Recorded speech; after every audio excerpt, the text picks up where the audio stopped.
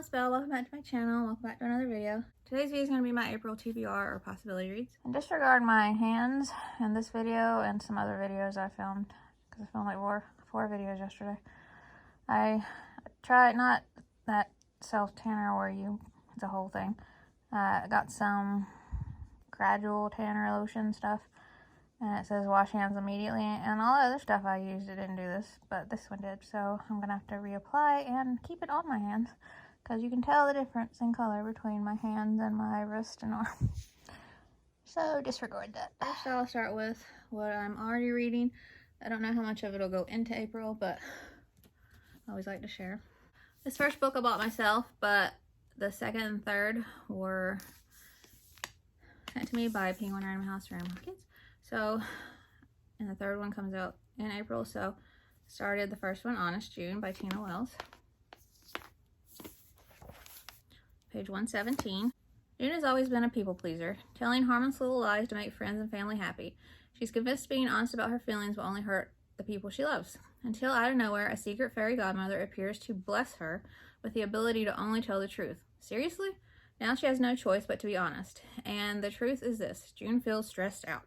Middle school is no joke. Between field hockey, friend drama, and her parents' high expectations, she feels so overwhelmed that sometimes it's hard to breathe. When everything spirals out of control, will June find freedom in telling the whole truth and nothing but, or is she destined to battle the curse for the rest of her life? So far I'm enjoying it. Her parents kind of annoy me, and June does annoy me with certain things too. But I'm having a good time overall, and there's beautiful illustrations throughout. And then continuing on with reading sequels of series I've started. The second in Secret of the Storm, Land of Dragons by Beth McMullen. It's the second book. I love the first book so much, and this recently came out. I'm on page 110 and loving it. And then I haven't started this yet. I just finished the second book last night. Savvy was the first book, and this is the third book, Switch by Ingrid. Love the first book. The second book, there was some very annoying characters that made me so mad. But other than that, I really enjoyed it. So I'm excited to see what happens in this one. And then of all the books by this author that I had wanted to read, and I read them in publishing order, I'd finished the first one, and so I just started this one, The Peculiar Night of the Blue Heart by Lauren De Stefano. Beautiful colors. Page 27, really enjoying this author's writing. And then I had some books that I wanted to read of Emma Carroll's that I hadn't read yet. I love what I've read so far. And there's others I'll save that for some reason I want to read further into spring or summer. But the next, and the ones that I want to read right now, is In Darkling Wood. Page 139, I'm really enjoying it. I see something white flicker between the trees. Quick as it appears, it's gone. Monday, November 11th, a day to remember. A middle-of-the-night phone call brings news that could save Alice's brother's life. Back in 1918, the war over, another girl awaits her brother's safe return from the front. Neither girl must give up hope. At the bottom of the garden is Darkling Wood, a place full of magic, secrets, and salvation, if you believe in fairies, that is. And then Lark and the Wild Hunt by Jennifer Adam. I love The Last Wind Witch by her. It was like an all-time favorite. So I was so excited when this came out, and I'm so happy I'm finally reading it. Page 176, and I'm really loving it. Like most children, Lark Marin knows to never trust a fae. In her village, the border between their worlds is as thin as a whisper, preserved only by the ritual of humans and fae racing in the dangerous wild hunt. Lark has always eagerly watched her siblings ride until one year something goes wrong, and Lark's brother Galen disappears into the fae kingdom. Lark is desperate to find him, so when a mysterious fae boy called Rook approaches her with a bargain, help him mend an arcane clock and he'll help her find Galen, Lark takes the chance. She knows she should never trust a fae, but right now, trusting is the bravest thing she can do. So she's on a quest that takes her into the dangerous Fae Kingdom, and with only a broken clock and Rook by her side, she'll have to untangle Fae riddles, face the wicked Fae King, and set time straight again, or lose her brother forever. Such a talented author. Alright, and I'm hoping to read way more books than these that were sent to me, but I just wanted to mention a few. The Gullfather, Birdsy, Seagull, Volume 1, Seahawk Situation. Story and Words by Jeff, Sikaitis, and Jake Wheeler. I showed this in a book haul. I didn't have a synopsis on it, and Books Forward on Instagram had messaged me and asked if they could send it, so thank you so much. And I'll edit it in here when it comes out. This comes out June 6th. And then Grace Needs Space by Benjamin A. Wilgus and Abrego. And Penguin Random House, the Random House Kids Graphics had sent me this. And this was in a book haul, so I won't read the synopsis again. I'm so excited. And I'll edit in here when this comes out. This comes out April 4th. Monarch Press had sent me a Wayfinder Girls novel, Maggie and the Mountain of Light by Mark Snoad. And I'll edit in when this comes out. It comes out in April. This comes out April 4th. 12-year-old Maggie Thatcher longs to be a courageous Wayfinder girl, but that's not very likely. She is barely coping with life as it is, relying on her asthma inhaler, EpiPen, and the support of her best friend, Anhara Watati. Maggie and Anahara attend a Wayfinder apocalypse training camp in London. Despite it being just for fun, the sight of a green-skinned person with otherworldly eyes sends Maggie into a panic, especially as it's a person that only Maggie can see. And then Maggie learns of a dangerous secret that the Wayfinder girls have kept hidden from the world. Anahara wants in on the secret. Maggie must decide whether to join her friend, even if she has no idea what this decision will ultimately cost. Will Maggie face her fears and journey into the unknown? Excited. And then I'm so excited about Nick Blake and the Remarkables, part of the Manifestor Prophecy by Angie Thomas. This comes out in April. I'll edit in here when. This comes out April 4th, and thank you so much to HarperCollins for sending me an advance reader's copy. I read the synopsis recently in a book haul, so I won't do it again, but I am so excited. This is a very highly anticipated release. This is out now. Please Return to the Lands of Luxury by John Tilton. And I read this in a book haul recently too, so I won't do it again, but I'm so excited and proud. John Tilton's one of my Bookstagram friends, and he's very sweet, and I'm just so happy for him. I'm very excited to read it. And now again, I hope to read way more sequels than this, but these are just the ones I'm thinking about. Delphine and the Dark Thread by Alyssa Moon. I love that first book so much. I'm so happy this second book is finally out. Beautiful chapter head illustrations. And end pages. I'm so excited to read that. The second in the Mistwick School novel, The Midnight Orchestra by Jessica Curry. I love the first book so much again. I'm so excited when this finally came out. And I cannot wait to pick it up finally. Beautiful illustrations sprinkled throughout. And then lastly for sequels, The Map Makers by Tamsin Merchant. Really enjoyed The Hat Makers, so I'm excited to see what happens next. And these are just beautiful. And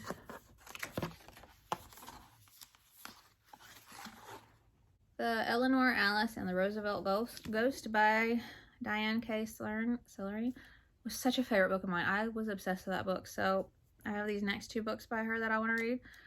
The first, Jade in 5 Dimensions. And I put this in I want to read list recently, so I'm not going to read the synopsis again, but I'm very excited. And this was just recently in a book called The Carroll Curse. This is her most recent one. And they both sound so amazing. And I'm just so excited to read more by her.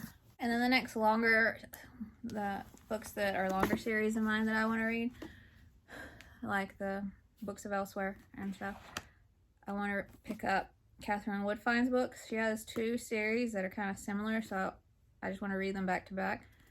And the first will be the first book, The Mystery of the Clockwork Sparrow. And these look like great mystery detective reads, and I think they're historical fiction. You're cordially invited to attend the grand opening of Sinclair's department store. Enter a world of bonbons, hats, perfumes, and mysteries around every corner. Wonder at the daring theft of the priceless clockwork sparrow. Tremble at the most dastardly criminals in London enact their wicked plans. Gasp as our bold heroines, Miss Sophie Taylor and Miss Lillian Rose, break codes, devour ice buns, and vow to bring the villains to justice. A splendid adventure awaits you. So excited. And then The Forest of Moon and Sword by Amy Raphael. Enjoyed it, but something about the writing style, I don't know, it was just weird for me, and I don't even know how to explain it, and I've never really felt like that before. And I really want to read this one just to see if it's just her writing in general or if it was just that book. But this is The Ship of Cloud and Stars. I mean, I enjoyed it, but it was just, I don't know how to explain it. Illustrations throughout. Nico Cloud desperately wants to be an explorer, but her parents think adventures aren't for girls. Fate intervenes when Nico chases a kitten on board a ship. Then the ship sails out to sea. Nico is an accidental stowaway. Lucky for her, the ship belongs to a famous scientist who is on a quest for new discoveries. But clouds are brewing overhead, and cunning pirates are determined to wreck the crew's mission. Can Nico steer the ship to victory and prove her parents wrong? I'm very excited. And I recently read The Adventures of Letty Peppercorn by Sam Gayton, and I saw in his list of books that this was another book he had written that I've had forever and really want to read, so I went and grabbed it. Lilliput. Let me look at that cover. Oh, it's gorgeous illustrations, just like the Lady Peppercorn book. I'm so excited. She is a girl 3 inches tall with eyes like drops of dew. Her clothes are cut from handkerchiefs and stitched with spider silk. For half her life, she has been trapped in a birdcage while her giant kidnapper sits below her, writing in a leather-bound book. Her name is Lily, and tonight she's escaping. She's going home, to Lilliput. Inspired by Gulliver's Travels, Lilliput is an exhilarating adventure filled with cruel contraptions, cunning escape plans, and an evil clockmaker who will stop at nothing to capture Lily and her friends. Join Lily as she travels through 18th century London, over rooftops, down chimneys, and into chocolate shops on a journey to find the one place in the world where she belongs, home. This was such a highly anticipated release. I actually want to read it very soon. The Gingerbread Witch by Alexandra Overy. Maud has grown up in a house made of gingerbread, wanting nothing more than to be a witch like Mother Agatha. But just like all of Agatha's creations, from magical house made of sweets to the chocolate mousse squirrel, right down to the little sugar mice, Maud will turn back into gingerbread if anything ever happens to Agatha. After a terrible fight, Maud storms off only to return home to learn that Hansel and Gretel, a pair of witch hunters, have pushed Agatha into the cottage's oven. To save herself and the other gingerbread creations, Maud will have to go into the dangerous forest of the Shavelands to find the first witch's spellbook. But with witch hunters on her trail and other people interested in the book for their own means, it'll be far from easy. Can Maud claim the book and bring back the only mother she's ever known, or will witch hunters capture her before she can save her gingerbread family? So intrigued by that. And then another one that I just want to read. The Ghost of Spruce Point by Nancy Tandon. And the author had said the book glows in the dark too, so I just love that. And it's such a beautiful cover. 12-year-old Parker has grown up on Spruce Point, Maine, and at his family motel, the Home Away Inn. Tucked on a wooded peninsula, the inn has been in the family for generations. But business has been down, and Parker's parents aren't sure if the motel will last much longer. Not only is the inn struggling, but strange things have been happening recently. Though the area has always been rumored to have paranormal activity, Parker and his best friend Frankie never paid any attention until now. It feels as if there is a curse over the entire point. There are no visitors, the weather has been unusually gloomy, and there have been sightings of people on the beaches who seem to just vanish. When random clues start showing up in the secret tree fort Parker and Frankie use every summer, they realize that someone or something has unfinished business, and with the help of a surprising ally, Parker and Frankie must figure out how everything is connected before it's too late for the Home Away Inn and themselves. So excited. Alright y'all, that's it for this video. Did you see any that you want to read? Have you read any already? Did you like them? Did you not? Let me know in the comments. And I hope you enjoyed the video. And if you would like to subscribe, I would love that if you'd like to. And I'll see you in my next video. Bye.